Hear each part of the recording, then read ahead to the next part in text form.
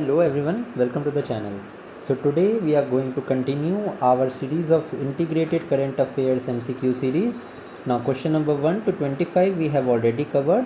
If you haven't watched, अगर आपने नहीं देखी है वो वीडियोस तो इस वीडियो के डिस्क्रिप्शन में आपको दोनों वीडियोस का लिंक मिल जाएगा. And today we are going to start with our third session. Now सबसे पहला क्वेश्चन है हमारा कि which state has established first AI university. Now इसका हमारा करेक्ट आंसर है the state of Maharashtra has established and first AI university. Now the other options as well, जैसे कि हम अपनी इंटीग्रेटेड करंट अफेयर्स की सीरीज़ में करते हैं कि हम सारे ऑप्शंस को एक्सप्लोर करते हैं, सारे ऑप्शंस के करंट अफेयर्स भी हम यहाँ पे नोट डाउन करते हैं. तो आइए देखते हैं some of the important information about the state of Kerala. ठीक है, अगर आपको PDF चाहिए इस लेक्चर की तो वो आपको टेलीग्राम के चैनल पे मिल जाएगी. Now, first news relating to Kerala is Kerala has become the first state to establish a senior citizen commission. Kerala ने recently senior citizen commission establish किया है. Second important news is about an proud initiative. Now an proud initiative का क्या, इस initiative का क्या role है? So this is for removing This is for the removing unused drugs या medicines. ठीक है, स्टेट से unused या unused drugs and medicines के रिमूवल के लिए ये एन प्राउड इनिशिएटिव है. This is also of Kerala. Third important initiative is आश्रय इनिशिएटिव. नाउ ये जो हमारा आश्रय इनिशिएटिव है this is for the farmers service. ठीक है, आई होप ये आपको समझ में आ गया होगा. सो this was the important news regarding Kerala. चलिए फिर केरला हमने डील कर लिया. यहाँ पे गुजरात भी देखते हैं. गुजरात के बाद हम डील करेंगे, हम कर्नाटका के बारे में भी इम्पॉर्टेंट करंट अफेयर्स यहाँ पे देख लेंगे. ठीक है, नाउ पहले देखते हैं हम गुजरात के बारे में. तो Gujarat has become the second state which has introduced the space policy. No पहली स्पेस पॉलिसी कौन से स्टेट लेके आया ये आप मुझे कमेंट सेक्शन में बताएंगे. ठीक है, other than that G SAFAL initiative is also very important. No G SAFAL initiative is for the upliftment, it is for the upliftment of Antyodaya families. ठीक है, ये इनिशिएटिव हमारा अंत्योदया फैमिलीज़ के अपलिफ्टमेंट के लिए है. Now next important current affair is about the first semiconductor plant. Gujarat में state का पहला सेमीकंडक्टर प्लांट जो है वो ओपन हुआ है. एंड कहाँ ओपन हुआ है? तो सूरत में ओपन हुआ है. ठीक है, नाउ इसके अलावा if I talk about is Gharchola is a textile. Gharchola is a textile of Gujarat जिसको कि GI टैग मिला है. ठीक है, so this is all the important information regarding Gujarat state. अभी कर्नाटका के रिस्पेक्ट में एक इम्पॉर्टेंट करंट अफेयर्स है which is about the Sharavati hydro electric project. ठीक है, ये हमारे ये हमारे कर्नाटका में है. ठीक है, नाउ जब सदर्न स्टेट्स की बात हो ही गई है तो आप मुझे कमेंट सेक्शन में बताएंगे about the origin of river Godavari, about the origin of river Periyar, and you will name some of the west flowing rivers. ठीक है, वेस्ट फ्लोइंग रिवर्स ये आप मुझे कमेंट सेक्शन में बताएंगे. ठीक है, इसका आप मुझे जवाब कमेंट सेक्शन में देंगे. ठीक है, तो इसका हमारा करेक्ट आंसर हमारा महाराष्ट्र हो गया. I hope you have understood this.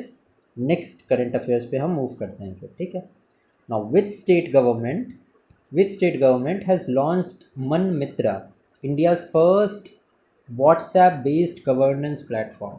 सो ये किसने लॉन्च किया है? So this has been recently launched by the state of Andhra Pradesh. ठीक है, आंध्र प्रदेश इसका करेक्ट आंसर है.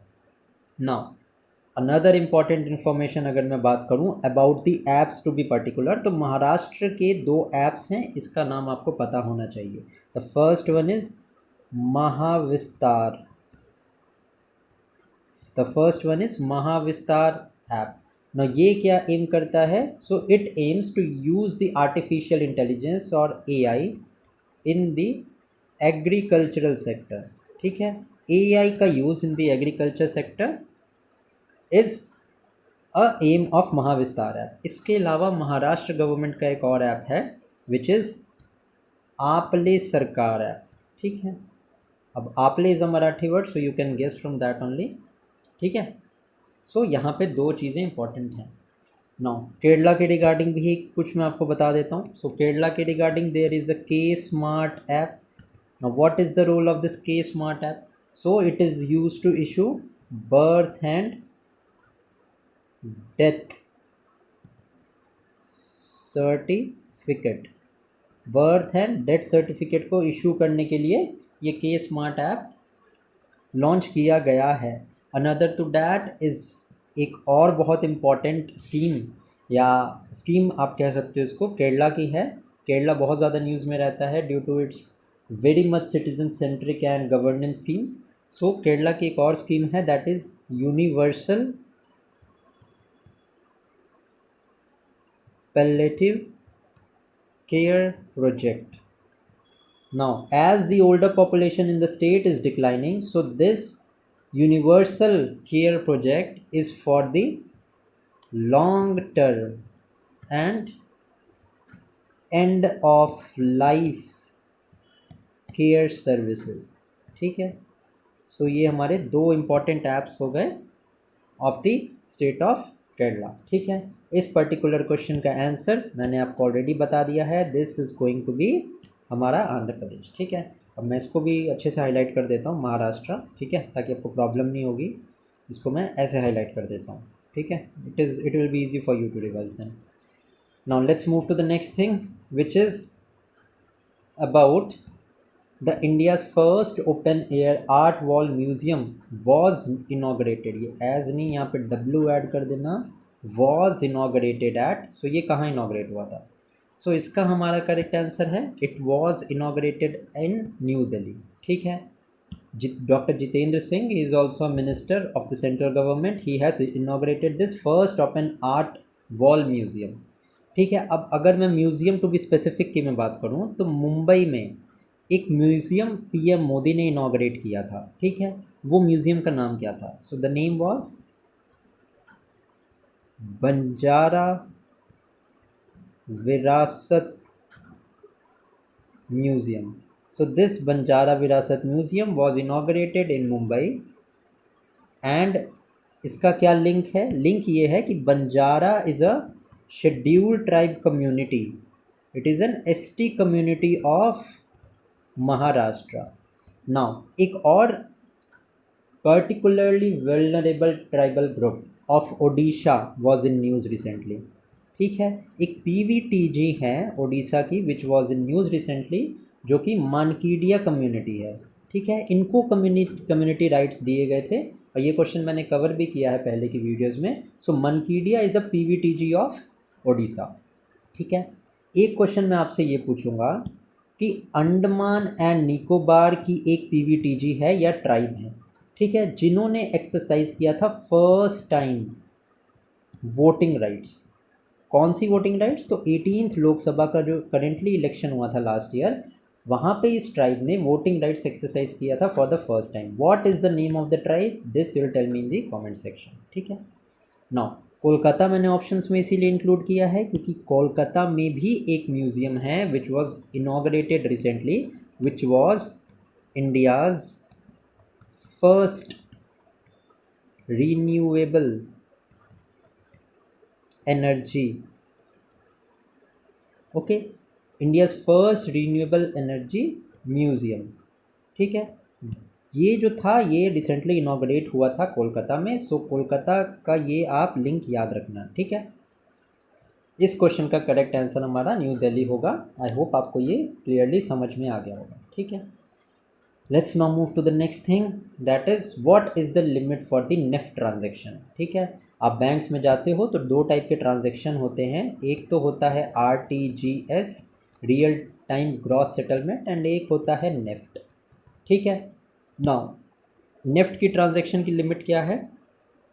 सो नेफ्ट की ट्रांजैक्शन की limit is 2 lakh rupees. Just a second, NEFT की ट्रांजैक्शन की लिमिट हमारी 2 लाख रुपीज़ है। ठीक है। नाउ इम्पॉर्टेंट पॉइंट यहाँ पे क्या है, इम्पॉर्टेंट पॉइंट ये है कि there is a reserve bank of India, ठीक है, which is the central bank. Reserve bank हमारा सेंट्रल बैंक है।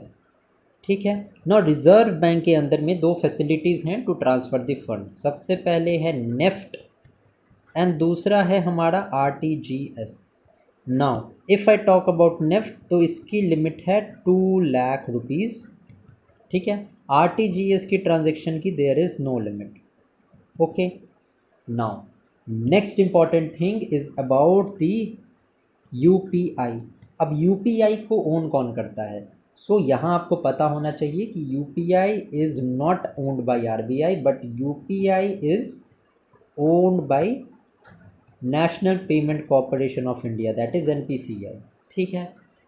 NPCI का UPI है। ठीक है, ये आपको पता होना चाहिए। एंड रिसेंटली जो UPI की जो हमारी लिमिट है ये भी इंक्रीज़ की गई है।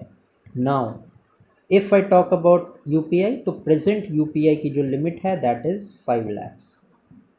तो ये क्वेश्चन मैंने इसलिए इंक्लूड किया that I will able to tell you about the limits. ठीक है। RBI का RTGS और NEFT this comes under the RBI।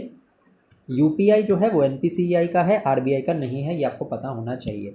ठीक है। ये NPCI कब इस्टेब्लिश हुई थी? ये इस्टेब्लिश हुई थी 2016 में। ठीक है।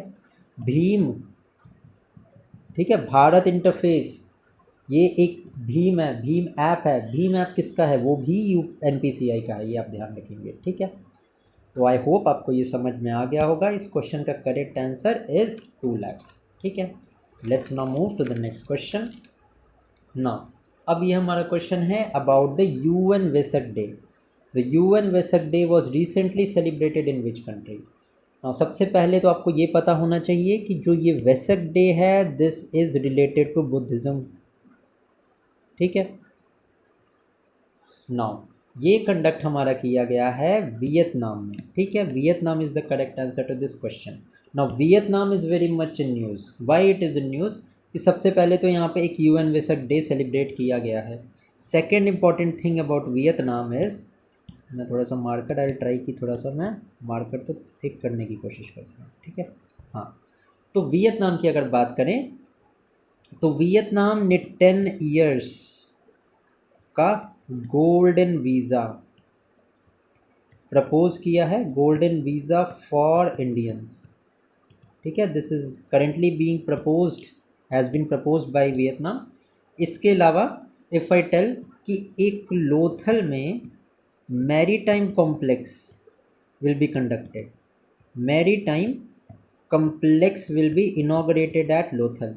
तो ये जो डेवलप होने वाला है this is going to be developed by India plus the efforts of Vietnam. ठीक है। सो ये दो इम्पॉर्टेंट चीज़ आपको पता होनी चाहिए अबाउट द वियतनाम। नाउ अब मैं अगर लाओस की बात करूं तो लाओस के रिगार्डिंग भी कुछ इम्पॉर्टेंट न्यूज़ रही हैं। तो लाओस के रिगार्डिंग क्या न्यूज़ हैं? सबसे पहले तो 2024 का ASEAN summit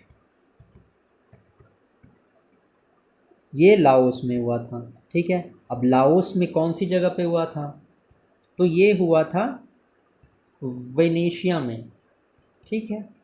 this was the name of the place in Laos जहाँ पे ये कंडक्ट किया गया था। नाउ अब यहाँ पे अगर 2024 एशियन समिट तो आपको पता चल गया कि ये लाओस में था। बट अगर मैं बात करूँ एशियान 2025 के बारे में तो ये कौन सी कंट्री में होने वाला है? तो ये होने वाला है मलेशिया में। ठीक है। एंड इसकी थीम क्या होगी? What will be theme?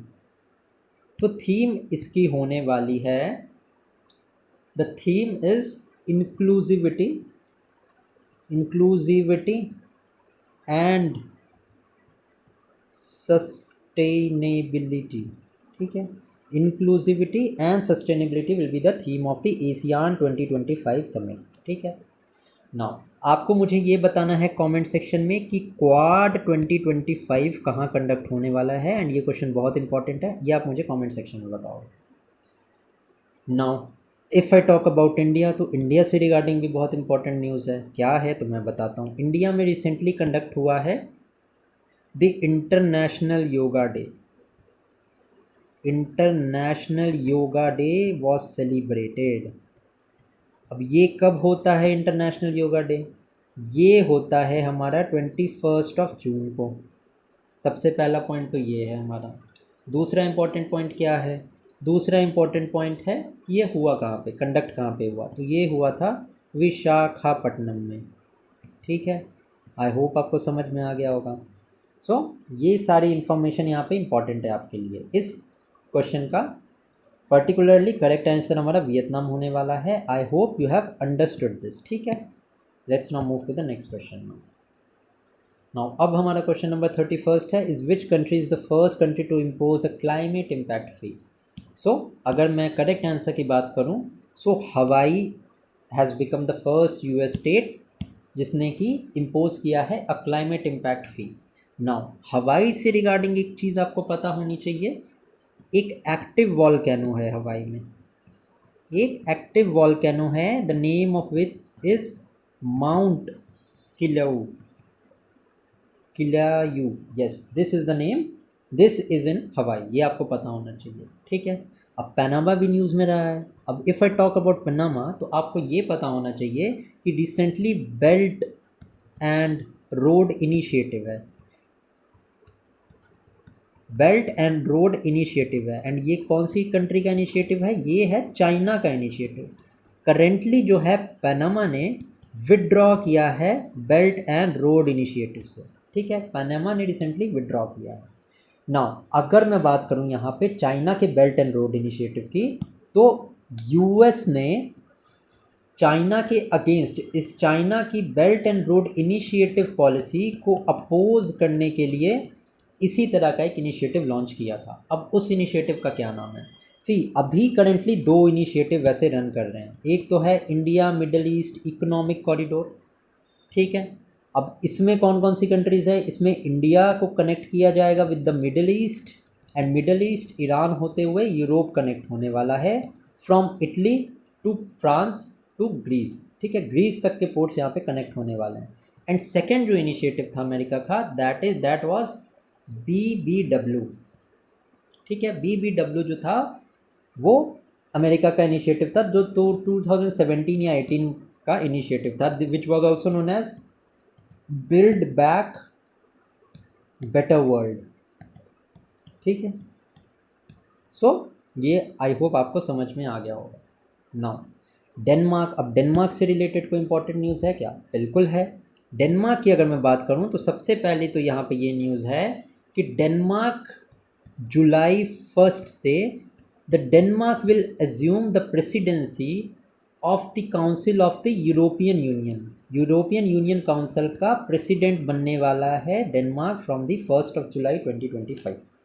और ये पूछा जा सकता है। नेक्स्ट अगर मैं बात करूं तो क्लाइमेट चेंज परफॉर्मेंस इंडेक्स है। आई होप आपको पता होगा इस इंडेक्स के बारे में, climate change performance index.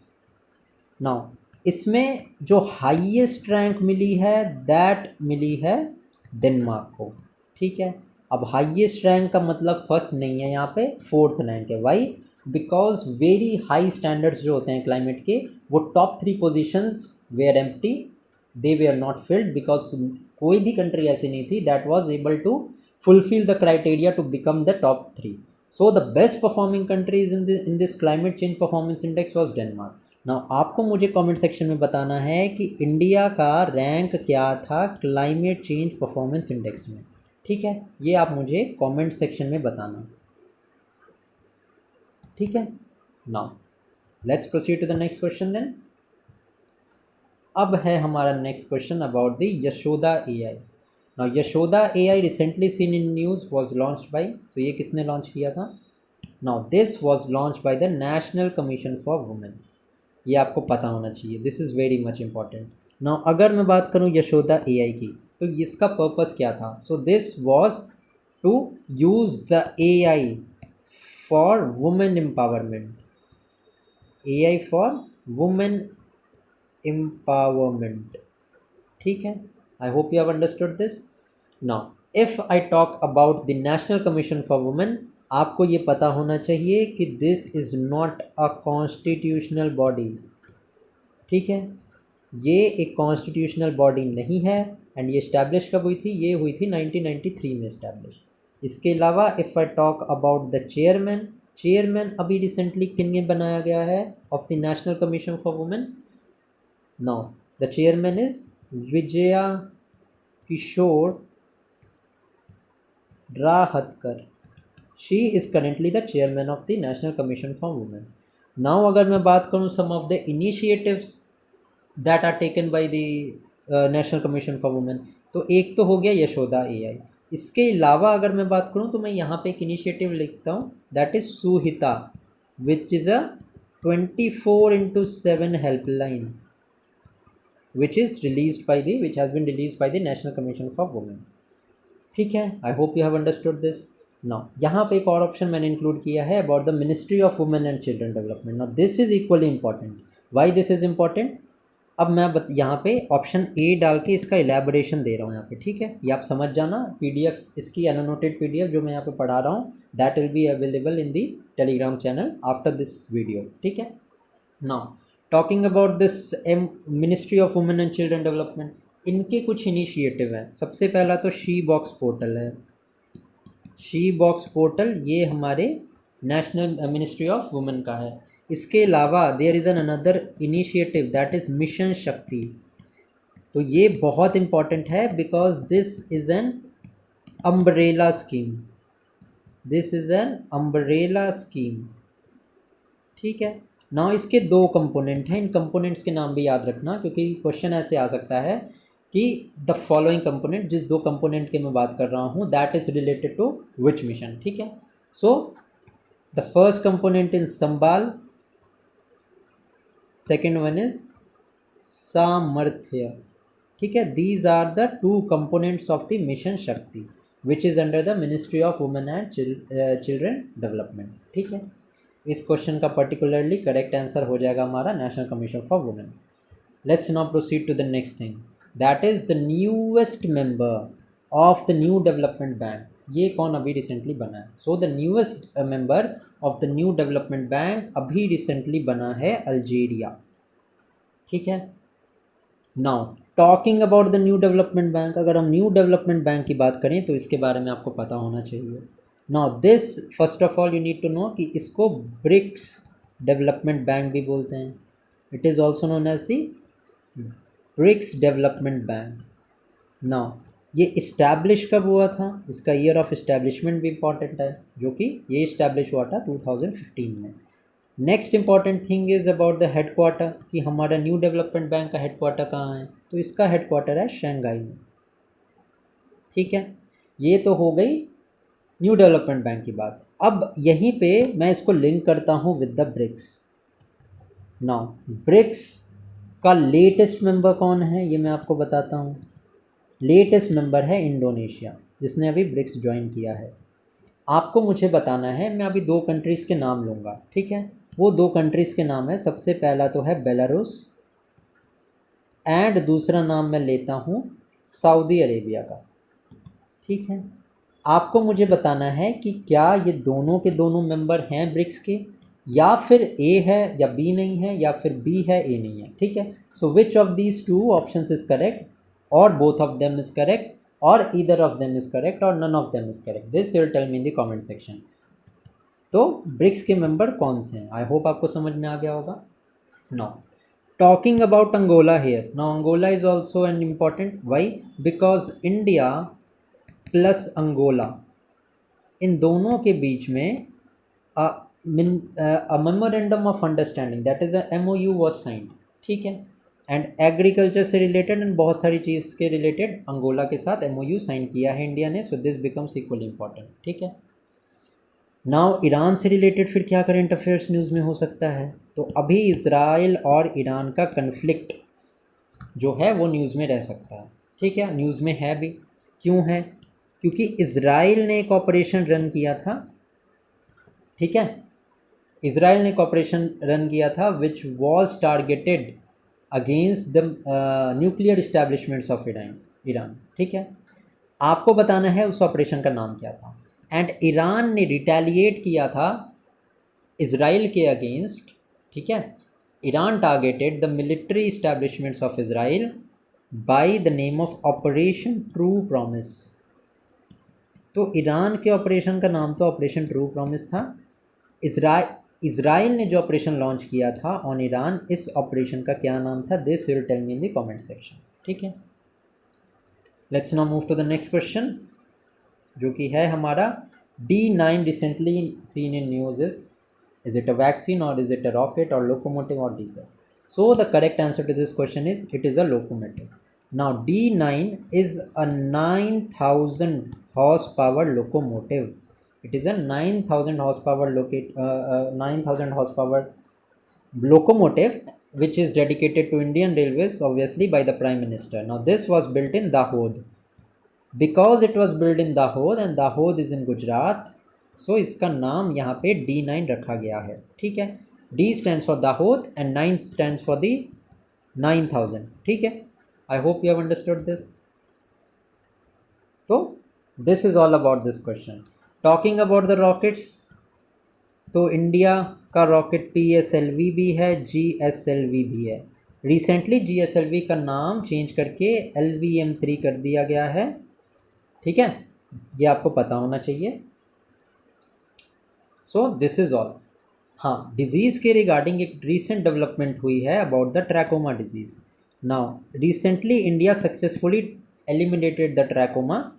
WHO ने ये सर्टिफाई किया है कि India has successfully eliminated this trachoma. Now trachoma क्या है? This is a bacterial disease, this is a bacterial infection. अब ये बैक्टीरियल इन्फेक्शन है तो ये इफेक्ट क्या करता है? It is a bacterial infection of eyes, ठीक है। सॉरी, ये थोड़ा सा शायद गलत मैंने लिख दिया। It is a bacterial infection of eyes, ठीक है। सो आई होप आपको ये समझ में आ गया होगा। नेक्स्ट देखते हैं हमारा next is the national technology day is celebrated on. This question is कि नेशनल टेक्नोलॉजी डे कब सेलिब्रेट होता है? सो फैक्चुअल क्वेश्चन है, डायरेक्ट इसके आंसर पे आते हैं। So it is celebrated on May 11th। Now अब थीम इम्पॉर्टेंट है इसकी, क्योंकि थीम थोड़ी डिफरेंट सी है। और the theme of the national technology day is यंत्रा। Now what does this yantra stands for? It stands for Yugantar. It stands for Yugantar, for advancing new technology research and acceleration, ठीक है। So this is the theme of the National Technology Day, that is यंत्रा, ठीक है। And it is celebrated on May 11th। I hope आपको समझ में आ गया होगा ये। नेक्स्ट क्वेश्चन पे चलते हैं। नाउ ये हमारा क्वेश्चन है, India and which country recently concluded a historic trade deal? So India and United kingdom के बीच में अभी हिस्टोरिक ट्रेड डील हुई थी। सो this is very much is in news and ये क्वेश्चन आने वाला एग्जाम में। नाउ इंडिया ने रिसेंटली साइन किया था EFTA with the EFTA, European free trade agreement. 4 countries हैं इस EFTA में जिससे इंडिया के साथ ये डील जो है वो फाइनलाइज हुई थी। आपको मुझे बताना है the name of the 4 countries, ठीक है। Now Angola recently OPEC is organization of petroleum exporting countries. अब इसका हेडक्वार्टर कहाँ पे है? इसका हेडक्वार्टर है वियना में। वियना कहाँ है? दिस इज़ इन ऑस्ट्रिया, ठीक है। रिसेंटली ओपेक से Angola recently decided to withdraw itself from OPEC, ठीक है। So Angola, that is why I have included. Also Angola से रिलेटेड मैंने आपको बता दिया है कि India has signed an MOU with Angola, ठीक है। सो ये मैंने आपको बता दिया है। सो इस क्वेश्चन का करेक्ट आंसर हमारा यूनाइटेड किंगडम है। नाउ इस डील में क्या है? इस डील में ये है कि अराउंड 90% ऑफ द कंसेशन मिलेगा। ब्रिटिश गुड्स हैं उसको कंसेशन मिलेगा from in the Indian market, and बहुत सारे इसमें एलिमेंट्स हैं। There are around 4 elements that are there in this historic deal. So ठीक है, ये क्वेश्चन भी हमारे यहाँ पे क्लियर हो गया। So with this we are done with around 50+ question हमने कर लिए हैं आज। So we are done with this. अगर आपको वीडियो अच्छी लगी हो तो डू लाइक दिस वीडियो, ठीक है, कमेंट करके बताना आपको वीडियो कैसी लगी, and share the video with your friends if you like, ठीक है। So till then keep studying and thank you for watching.